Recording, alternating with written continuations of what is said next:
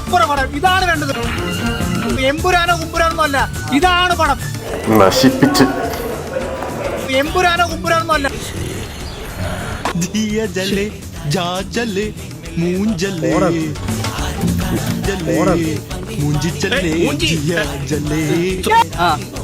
Emotion ആണോ?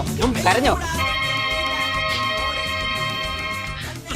ഞാൻ ഭയങ്കര ഇമോഷണൽ ആക്ച്വലി.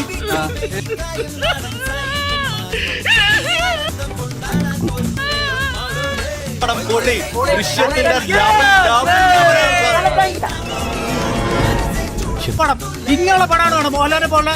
ഞാൻ പറയാം, ഞാൻ തുറന്നു പറയാം, നടന്നിരുന്ന തലമുറകളുടെ നായിൽ നിന്ന് ഇങ്ങോട്ട് സിനിമയാണ് കണ്ടത്.